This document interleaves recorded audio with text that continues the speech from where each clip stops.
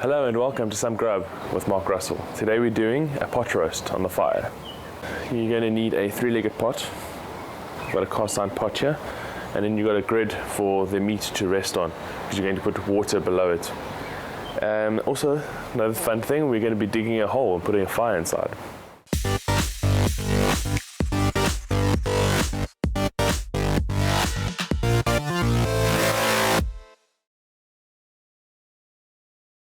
Okay. So we're going to be digging a hole about a spade head width and spade deep for the quickie pot to go in.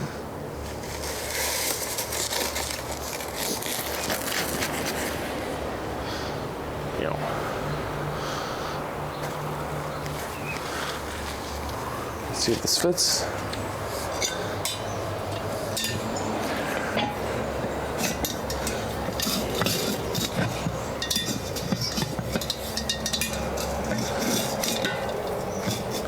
Now you're going to want to give it a bit more than you need because it is going to be filled with ash. So I want to just clear out the hole a little bit.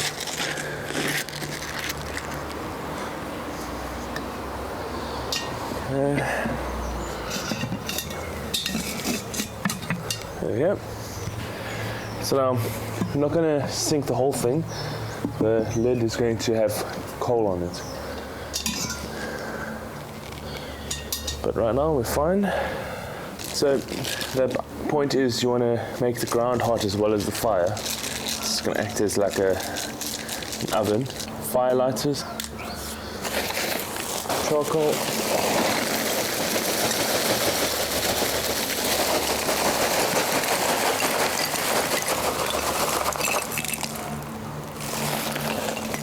So while we wait for the fire to heat up, I'm going to spice up the lamb, which has dried ginger, chilies, pepper, salt, cumin and nutmeg. I'm going to rub it in, make sure all sides are covered. It is a 2-kilogram piece of meat, so I'm going to be very generous. So I'm just using a teaspoon so I can get a lot of stuff on it, and I'm also using a tray where I can get all the corners full of spice. I'm going to leave the lamb at room temperature for about half an hour before I put it in the pot. Once I feel the charcoal is lit, I'm going to start a secondary fire, and the secondary fire is going to be used to feed the fire in the hole. Okay, so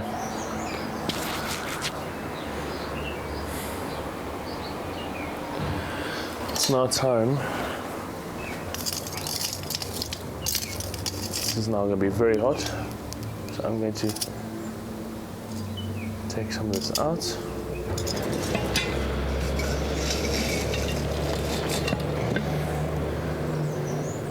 Now you want to keep this lid up. Keep it like that. There we go. I put 2 tablespoons of coconut oil into the pot. It's going to be a very quick browning of the lamb. Just always adds a bit of flavor. Just to be safe, I'm going to use these tongs and hold it like this.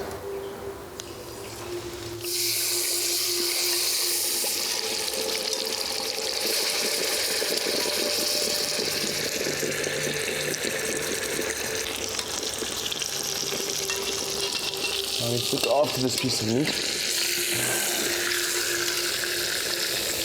Just going to give it just gives it a bit of a head start. So I started on away from the nice skin side in case it is too hot. It's not going to affect the look of it, but it looks pretty good.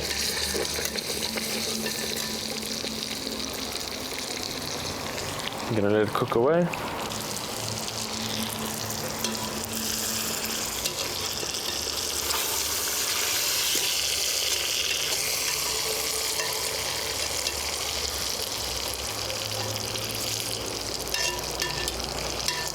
Okay, seems to be a good temperature.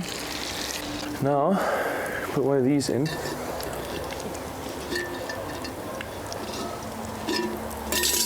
Like that, because it's thin at the neck and then wider at the bottom. So it settles in there nicely. Then we're going to fill it with water up to the grid. Water.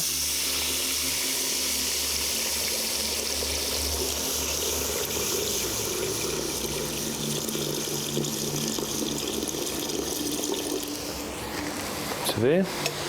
I'm going to put in 3 sprigs of rosemary. I ended up putting 5.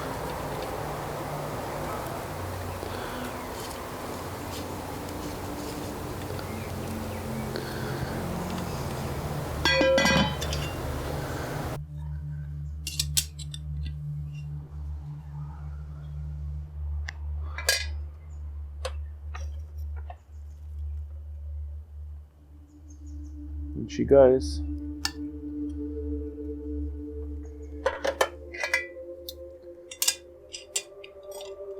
Also decided last minute to put in 2 red onions and 5 cloves of garlic. I've just chopped the onions into 8ths, and the garlic I've just chucked in whole because with the amount of time it'll cook, it will disintegrate. The lamb will now bubble away for 4 hours until it is very tender and juicy. I'm putting a few coals on top on the lid. This is to make sure the heat is coming from all sides. With about an hour left for the lamb to cook, I'm going to separate the fire into 2 piles. I'm going to place a bread bin. It's a cast iron bread bin I'm going to use as an oven. I'm going to let it warm up. I'm going to put in some baby potatoes, some thyme, and then some green mixed vegetables, followed by salt and pepper and olive oil.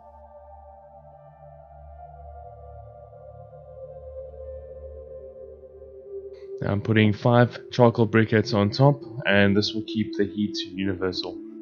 Then I'm going to let the veggies cook for an hour. Alright, 4 hours is up. Let's have a look, see what it's like. So as you can see, the lid is full of ash from the charcoal on the top. I take off whatever briquettes are left, and then I'm just using my breath to blow the loose ash off the lid. It doesn't have to be completely clean, just need to have no loose ash get into the pot. Okay.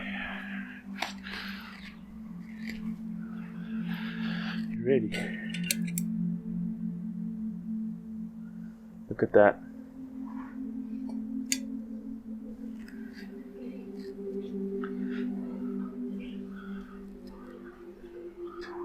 So how do you know if a leg of lamb is ready? Well, have a look at this.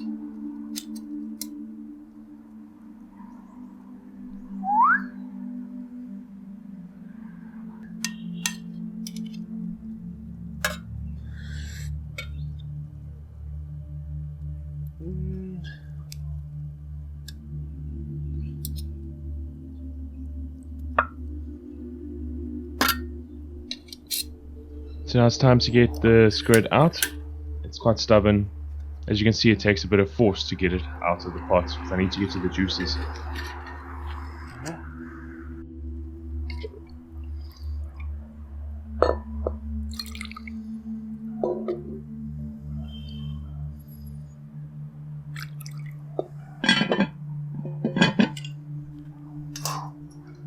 So it's time for the gravy.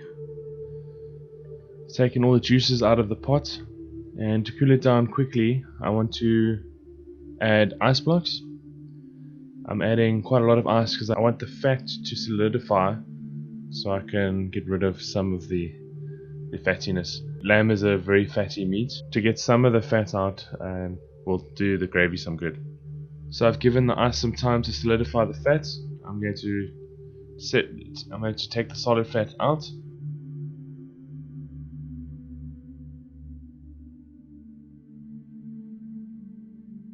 Once I've taken the fat out of the juices, I'm then going to add all the juices into a big pot, and I'm going to let it simmer for half an hour to reduce and thicken.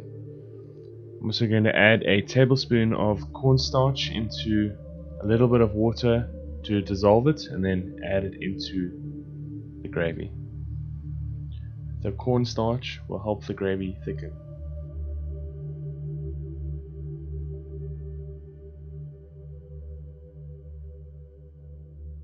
Let's chow.